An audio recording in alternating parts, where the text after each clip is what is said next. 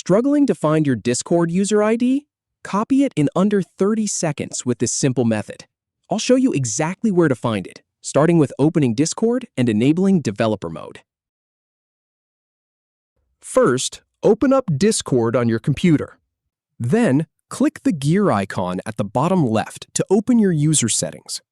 Scroll down the left sidebar and find the Developer option. Click on it to open the developer settings. Now, toggle the switch next to Developer Mode to turn it on. Then, click the X in the top right to close the settings window. Now, click on your profile avatar or your username at the bottom left of the Discord window. Click Copy User ID to copy your user ID. If you have any feedback or if any info is inaccurate, please leave a comment below.